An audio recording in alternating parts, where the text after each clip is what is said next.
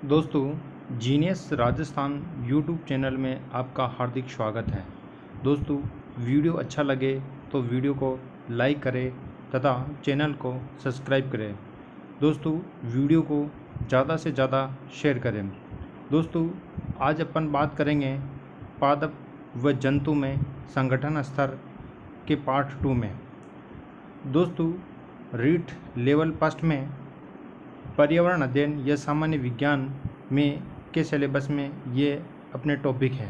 दोस्तों आज अपन पादप व जंतु में संगठन स्तर में अपन बात करेंगे कोर डेटा व नॉन कोर डेटा की।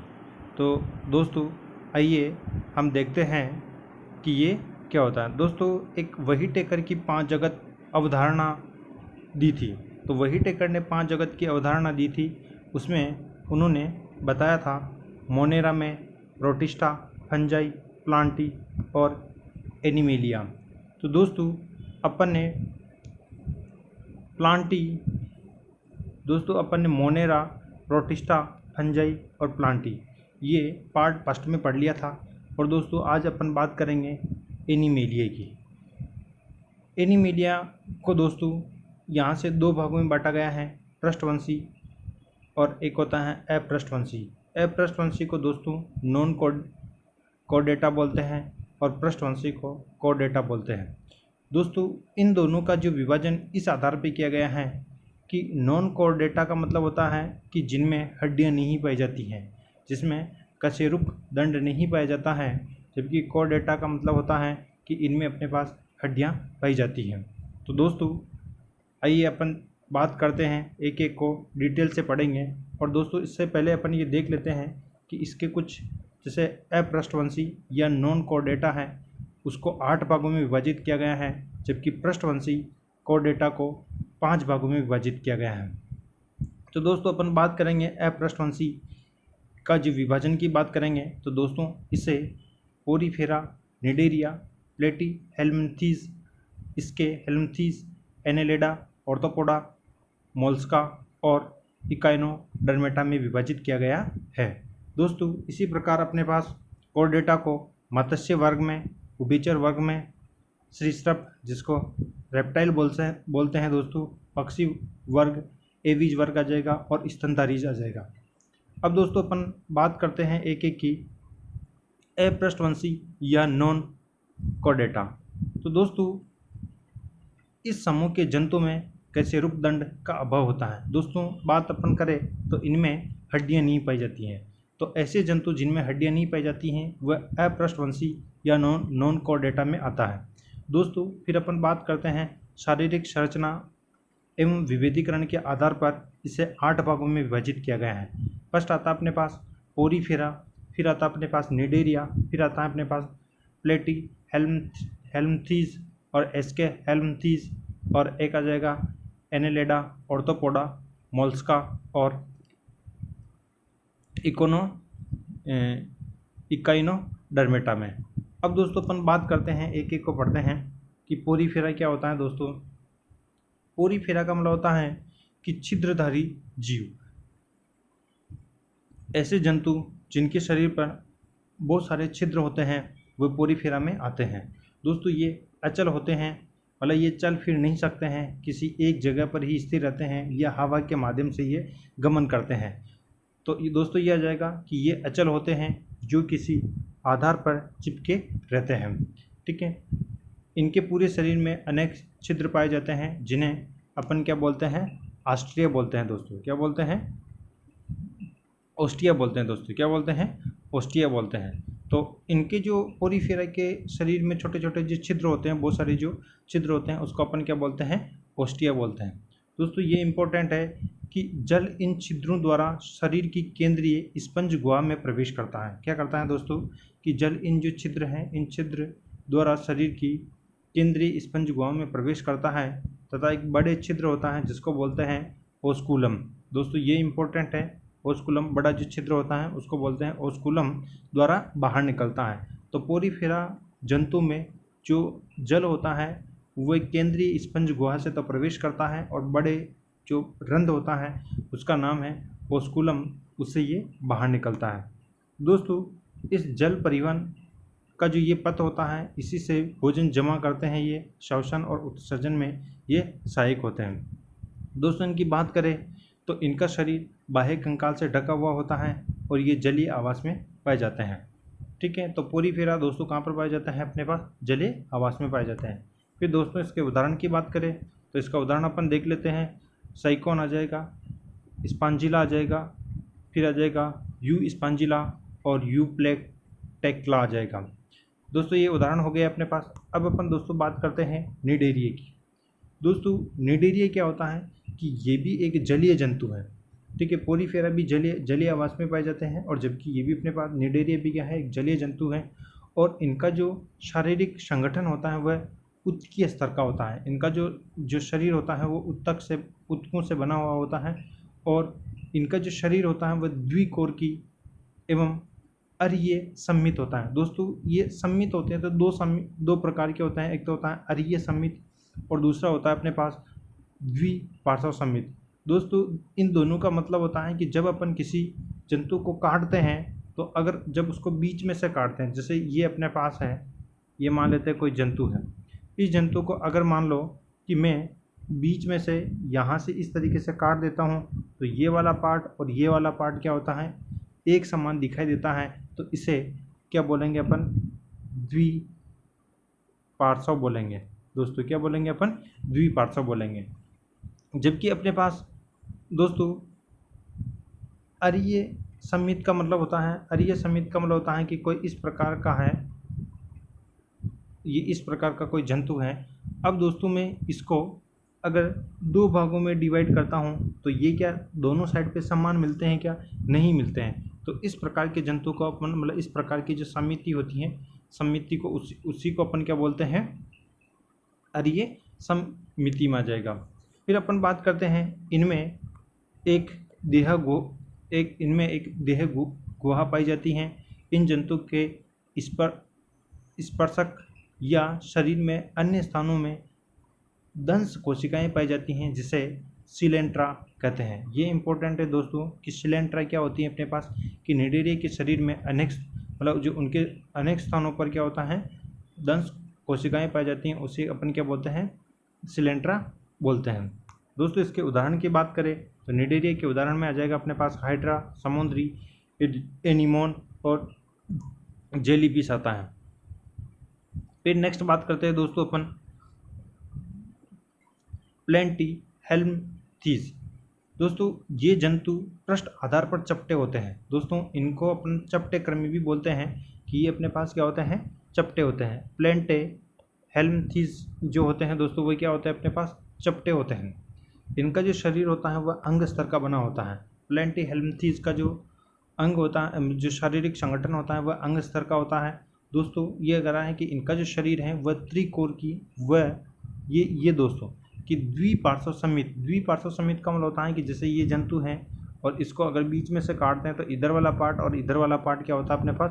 ये वाला पार्ट और ये वाला, ठीक है, ये दोनों अपने पास क्या होता है? बराबर होता है, मतलब एक समान दिखाई देता है। तो उसे अपन क्या बोलते हैं? द्विपार्श्व सम्मित बोलते हैं। फिर दोस्तों इसकी बात करें कि इनमें वास्तविक देह गुहा का अभाव होता है। प्लेंटीहेल्मिंथीज में क्या होता है अपने पास? वास्तविक देह गुहा का अभाव होता है। दोस्तों इसके उदाहरण की बात करें तो उदाहरण में आ जाएगा अपने पास टीनिया को बोलते हैं अपन फीताकृमि। क्या होता है दोस्तों? फीताकृमि। फिर आता है अपने पास लीवर, फ्लूक आ जाएगा, प्लेनेरिया इसके उदाहरण हैं। फिर अपन बात करते हैं दोस्तों एस्के हेल्मिंथीज। देखो दोस्तों अपन एक तो पढ़ा था आपने प्लेंटीहेल्मिंथीज और एक पढ़ेंगे अपन एस्के हेल्मिंथीज। प्लेंटीहेल्मिंथीज का मतलब होता है कि जो प्लांट से संबंधित होंगे, जो पादप से संबंधित होगा, और एस्के हेल्मिंथीज का मतलब होता है कि ये जंतु से संबंधित होगा। इन जंतु का शरीर जो होता है वो बेलनाकार होता है। इन्हें गोलकृमि भी बोलते हैं। और जबकि अपने पास पढ़ा था प्लेंटीहेल्मिंथीज को अपन क्या बोलते हैं? चपटेकृमि बोलते हैं। जबकि एस्के हेल्मिंथीज जो होता है ना, हेल्मिंथीज, इसको अपन क्या बोलते हैं? गोलकृमि बोलते हैं। ये मुक्त जीवी या जलीय या परजीवी होते हैं। ये द्विपार्श्व सम्मित, त्रिकोरकी और कुट प्रगुही प्राणी होते हैं।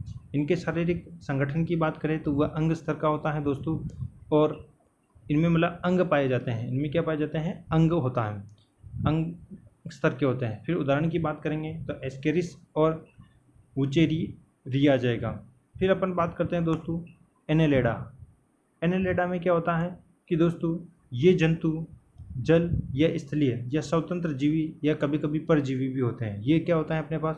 जलीय हो सकते हैं, स्थलीय हो सकते हैं, स्वतंत्र जीवी होते हैं, और कभी कभी ये अपने पास क्या होता है? परजीवी होता है। इनका जो शरीर होता है वह द्विपार्श्व समिति त्रिकोणीय और प्रगुही होता है और स्पष्ट खंडों में विभक्त होता है। एनेलिडा जो होता है ना, उसका जो शरीर होता है वह स्पष्ट खंडों में विभाजित होता है। जैसे ये अपने पास है तो इस तरीके से ये खंडों में विभाजित होगा ये। फिर अपन बात करते हैं, इसमें वास्तविक देह गुहा पाई जाती हैं। उत्सर्जन के लिए इनमें नेफ्रिडिया पाए जाते हैं। वृक्क जो होते हैं उसी को नेफ्रिडिया बोलते हैं। तो उत्सर्जन किससे होता है? इसमें नेफ्रिडिया से या वृक्क से आ जाएगा। उदाहरण की बात करेंगे तो दोस्तों इसमें उदाहरण में आ जाएगा जोंक आ जाएगी, है ना, जोंक आ जाएगी, केचुआ आ जाएगा और नेसिस को मांदल बोलते हैं दोस्तों। जो साधारण जो भाषा में नेरिस जो होता है, नेरिस को अपन क्या बोलते हैं? मांदल बोलते हैं। फिर अपन दोस्तों बात करते हैं नेक्स्ट ऑर्थोपोडा। दोस्तों ये ऑर्थोपोडा बहुत इंपॉर्टेंट है, यहाँ से क्वेश्चन पूछा जा सकता है। इन जंतु में संधित उपांग पाए जाते हैं। क्या पाए जाते हैं दोस्तों? संधित उपांग पाए जाते हैं। मतलब इसमें क्या होता है कि मतलब उपांग का मतलब है कि इसमें मतलब इस तरीके से है कि मान लो कि जैसे मनुष्य में 2 हाथ और 2 पैर होते हैं, मतलब 4 हाथ पैर होते हैं, तो लेकिन इनमें क्या होता है कि 4 से ज़्यादा पाए जाते हैं, तो संधित उपांग पाए जाते हैं। जंतु जगत में ये दोस्तों इम्पोर्टेंट है कि जंतु जगत में सबसे अधिक जंतु इसी संघ के पाए जाते हैं और पृथ्वी पर सभी स्थानों पर मिलते हैं। ऑर्थोपोडा के जो जंतु हैं वे सभी स्थानों पर पाए जाते हैं और ये जंतु जगत का सबसे बड़ा जगत है। फिर दोस्तों अपन बात करेंगे तो ये अपने पास क्या होता है? द्विपार्श्व समित त्रिकोणीय व त्रिगुही प्राणी होते हैं। फिर इनके शरीर की बात करेंगे तो ये खंड युक्त होता है, ये भी खंडों में होता है। शीर, वक्ष और उदर में विभाजित होता है कि इनका सिर, वक्ष और उदर ये अलग अलग खंडों में विभाजित होते हैं। इस वर्ग में अधिकांश जो मुख्य रूप से क्या होता है कीट वर्ग जो आता है वो ऑर्थोपोडा में ही आता है। इनमें खुला परिसंचरण तंत्र पाया जाता है। दोस्तों ये इंपॉर्टेंट है कि भाई ऑर्थोपोडा होता है उसमें परिसंचरण जो तंत्र होता है वह किस प्रकार का होता है? खुला होता है या बंद होता है? तो इनमें क्या होता है? खुला परिसंचरण तंत्र पाया जाता है। अधिकांश कीटों में पंख उपस्थित होते हैं। ये अपन जानते हैं कि अधिकांश जो कीट होते हैं उनमें क्या होते हैं? पंख होते हैं।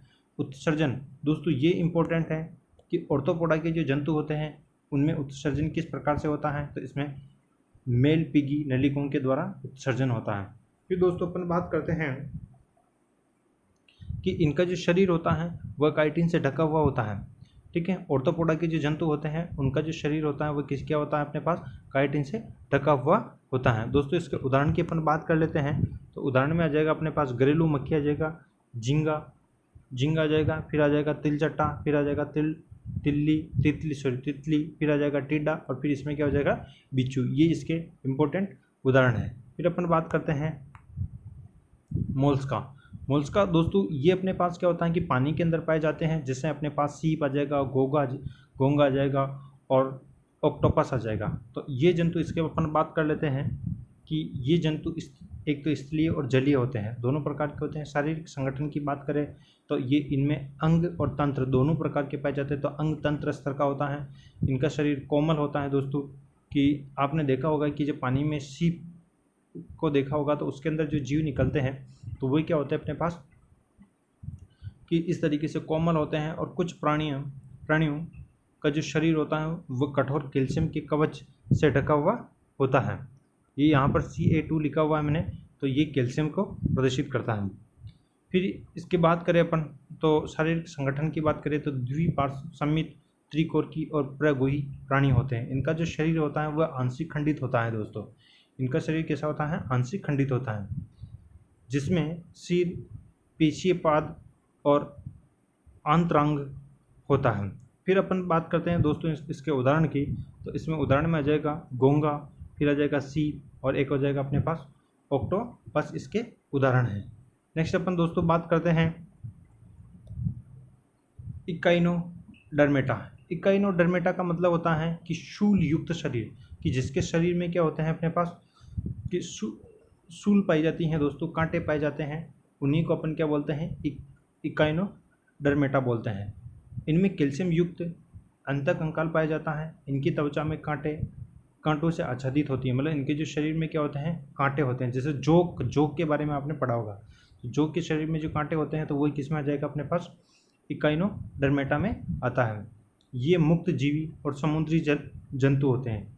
ये अरीय, सम्मित और त्रिकोरकी और प्रगुही प्राणी होते हैं। इसके अपन शारीरिक संगठन की बात करें तो दोस्तों ये अपने पास क्या हो जाएगा अंग तंत्र स्तर का होता है। उदाहरण की बात करेंगे तो तारा मछली आ जाएगा, समुद्री अर्चिन आ जाएगा, समुद्री खीरा और बंगूर तारा आ जाएगा। दोस्तों अपन अब ये अपने पास नॉन कोर कंप्लीट हो गया है। अब अपन बात करते हैं कोर की। कोर दोस्तों इंपॉर्टेंट है, इससे संबंधित 1 या 2 क्वेश्चन पूछे जाते हैं। इन जंतु में एक होता है नोटोकॉर्ड, यह वास्तविक मेरुदंड एवं अंतकंकाल पाया जाता है। कहने का मतलब हो गया कि इनमें क्या होता है हड्डियां पाई जाती हैं। फिर दोस्तों अपन बात करते हैं कि ये जो सभी होते हैं ना, मतलब कोर जो होते हैं, कोर वर्ग में सभी जो अपने पास क्या होता है सभी जंतु क्या होंगे द्विपार्श्व सम्मित होंगे, त्रिकोरकी होंगे और देह गुहा इनमें उपस्थित पाई जाती है। इनमें उत्तक और अंगों का एक जटिल विभेदन पाया जाता है। मतलब उत्तक और अंगों में मतलब इसमें बहुत सारे प्रकार मतलब बहुत सारे अंग और उत्तक पाए जाते हैं। तो इस प्रकार कह सकते हैं कि इनमें उत्तकों और अंगों का जटिल विभेदन पाया जाता है।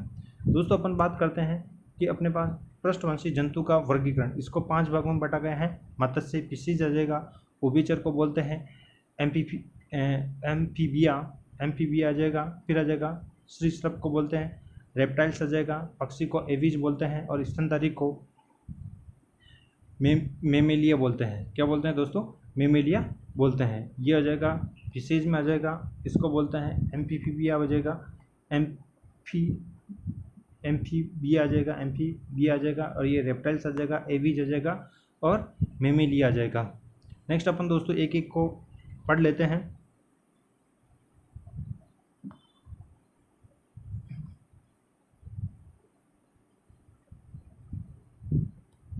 दोस्तों आज के लिए इतना ही काफ़ी, कल अपन पढ़ेंगे कोर को। धन्यवाद दोस्तों। वीडियो को ज़्यादा से ज़्यादा शेयर करें दोस्तों और चैनल को सब्सक्राइब करें। धन्यवाद।